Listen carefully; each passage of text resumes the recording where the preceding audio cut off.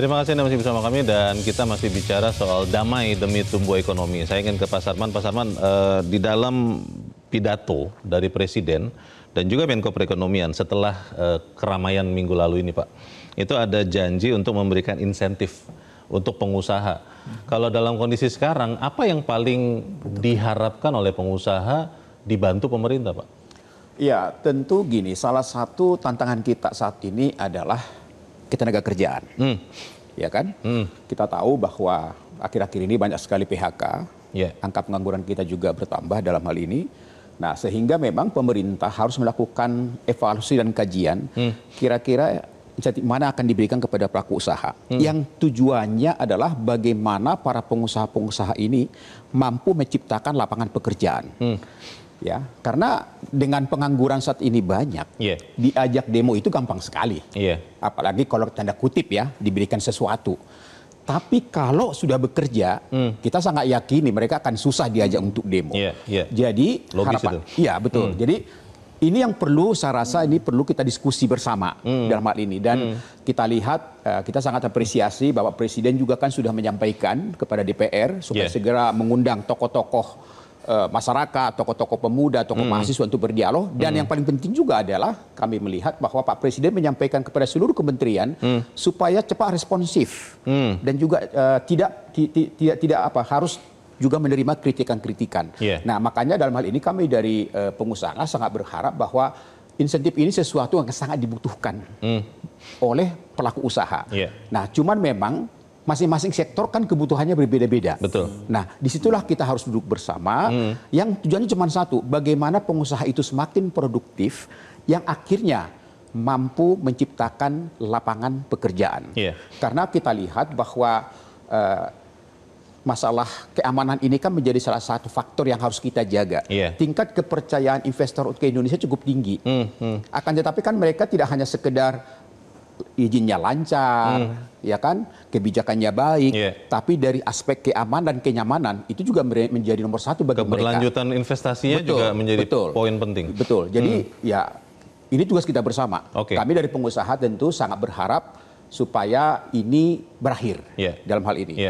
Dan kalaupun katakanlah tetap melakukan demonstrasi atau unjuk rasa menunjukkan aspirasi, tapi jangan terhasut dengan provokasi. Jangan merusak ya? Jangan merusak dalam hal ini. Karena kita ingin bahwa psikologis pasar saat ini sudah mulai bangkit kembali. Karena kita lihat pemerintah cepat merespon. Dan saat ini kita lihat Jakarta ya, sebagai barometer kita juga sudah lancar, sudah aman. Dan mudah-mudahan ini tidak berkelanjutan. Pak Fuad, salah satu yang diharapkan untuk memulihkan keadaan dan juga mendorong pertumbuhan ekonomi itu adalah budget Pak. APBN dari pemerintah. Kalau kita ingat sebelum demonstrasi yang seminggu itu, pemerintah berjanji akan mempercepat penyaluran. Ada sekitar 2.000 triliunan di semester kedua tahun ini yang diperjanjikan untuk segera dikucurkan untuk mendorong ekonomi kita. Itu masih bisa dilakukan karena kejadian kemarin atau itu memang akhirnya jadi terganggu juga Pak Fuad? Saya kira kalau kejadian kemarin sih tidak akan bisa mengganggu sama pengeluaran rencana APBN. Cuman memang ya kita sendiri ini ya terus terang aja para ekonom memang sedang tidak bisa melakukan analisis secara detail terhadap APBN. Karena kan sejak mulai tahun 2025 ini kan APBN kita itu dulu kan sekarang kan tidak diterbitkan ini ya, belum diterbitkan. Konferensi pers yang dari Kementerian Keuangan ya, yang berkala itu Pak. Iya, itu kan dulu sebulan detail. Sekali. Iya, APBN kita itu dulu detail. Jadi semua ekonomi itu bisa melakukan, mudah-mudahan akan diterbitkan lagi lah segera supaya, dan itu pasar modal nunggu semuanya menunggu APBN kita ya. Itu semuanya pada cerita. Ini APBN kita kok macet nih nggak keluar gitu kan. Tapi itu kan secara laporannya aja supaya dikeluarkan. Yang macet pelaporannya saja laporannya mungkin Pak. Aja kalau penggunaannya sih penggunaannya lancar. masih tetap lancar. Nah, menurut saya kejadian-kejadian ini kan secara di lapangan tapi di ini masih akan bisa berjalan. Mbak Afi, APBN ini kan berapa ya? Menyumbangkan untuk pertumbuhan 8% dari PDB. 8% dari PDB. Tapi merupakan katalisator. Jadi walaupun 8%, tapi dia harus menggerakkan. Karena kalau dia bergerak, dia akan bergerak ke swasta, ke yang lainnya.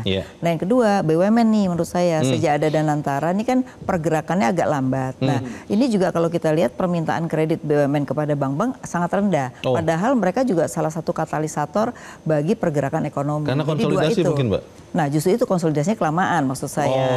Jadi kalau investasi harus melalui Danantara. Jadi kan prosesnya terlalu birokrasi. Akibatnya mereka jadi agak lambat nih. Nah menurut saya dua hal ini menjadi di semester 2 ini harus digerakkan BUMN dan kemudian juga APBN kita. Harus ada arah kebijakan yang jelas. Karena kalau melihat efisiensi, ternyata efisiensi justru menghambat pengeluaran terhadap APBD, sehingga itu ada APBD di daerah yang tidak belanja. Akibatnya ekonomi di daerah itu terganggu. Gitu. Nah oleh karena itu mungkin yang perlu dipikirkan adalah mungkin jangan bicara efisiensi dulu, tapi pergerakan ekonomi dulu. Gitu.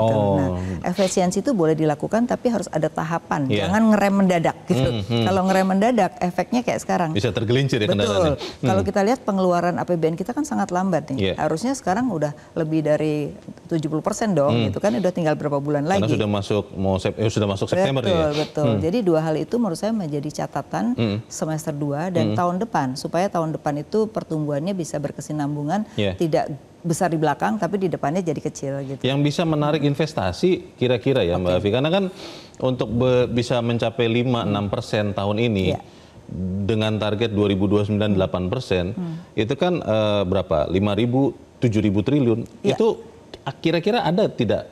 Apa ya, saya tidak tahu. Formula mujarab untuk menarik itu, Mbak Afi. Jadi gini, menarik investasi itu kan macam-macam. Harus ada proyeknya dulu. Atau ada yang mau diinvestasikan apa gitu kan. Nah biasanya dalam kondisi begini yang biasanya didahulukan itu infrastruktur sebenarnya. Nah sekarang kan infrastruktur anggarannya nggak ada. Sehingga tidak ada pertumbuhan dari sisi infrastruktur. Nah berarti harus gerakan swasta. Nah swasta yang mana nih? Nah itu tadi yang saya katakan, karena sektornya itu arahnya belum jelas kemana, swastanya juga akhirnya jalan sendiri-sendiri.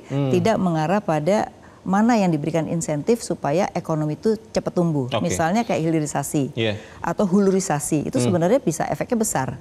Tapi apa yang disediakan untuk dua hal ini gitu. Nah ini yang menjadi persoalan, sehingga kalau kita lihat, kalau ditanya ya mungkin nanti tanya Mas ini, biasanya orang tanya wait and see-nya adalah polisinya apa nih? Karena keyakinan untuk berinvestasi itu membutuhkan policy yang meyakinkan.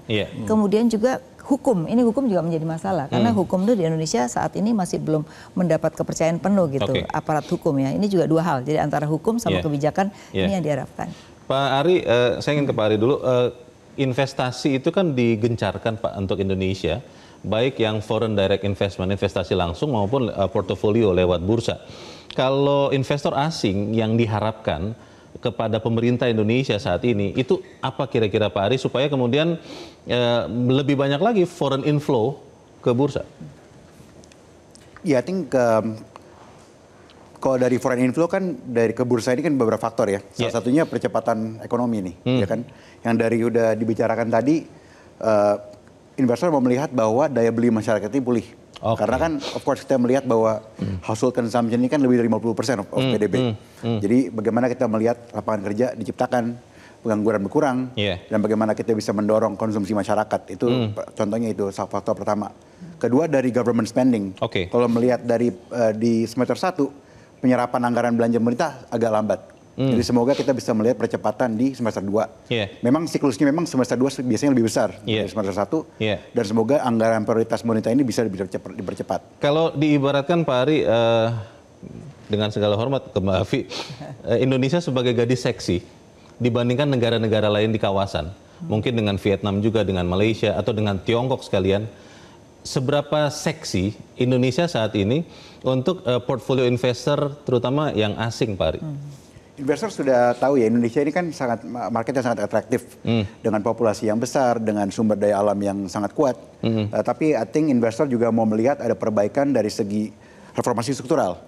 Contohnya kalau dari segi ICOR, incremental capital output ratio kita tuh masih sangat tinggi. Efisiensi modal untuk mengenerate sesuatu output. Masih tidak efisien di Indonesia? Masih tidak efisien. Jadi contohnya kita masih di level kurang lebih 6,2 di tahun 2024. Kalau dibandingkan dengan India dan Vietnam, mereka lebih mendekat ke angka 4. Itu jadi salah satu parameter yang dari FDI, Rektor Ilin Barsa juga melihat. Itu masih bisa ada kesabaran tidak untuk melihat, karena kan menurunkan ICOR juga tidak bisa sekejap mata kan begitu. Itu masih ada kesabaran tidak foreign investor untuk menunggu perbaikan itu, Pak Ari?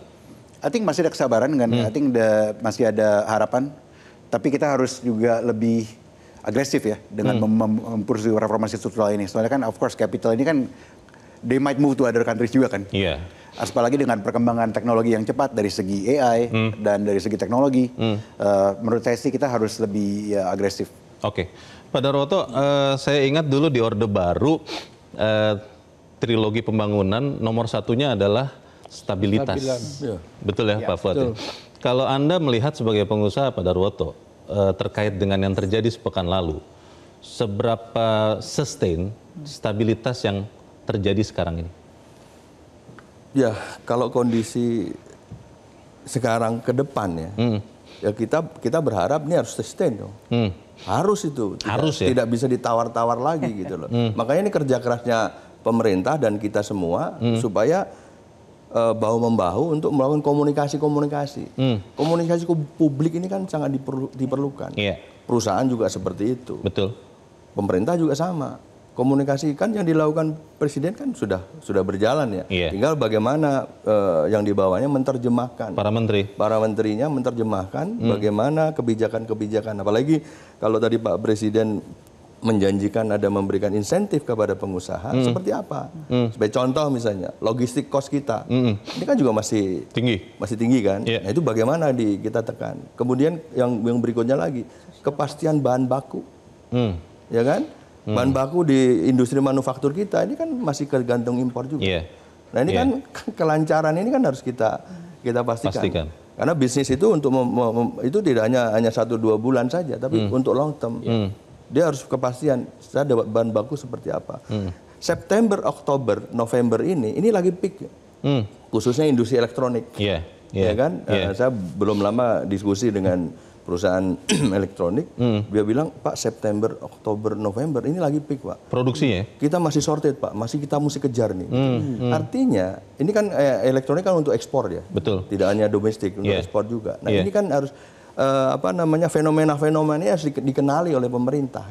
Ketika mana yang, sektor-sektor mana yang booming, disitulah dikasih perhatian khusus. Ya, harus di pelabuhannya, prosesnya, dwelling time-nya diukur, kemudian transportasinya.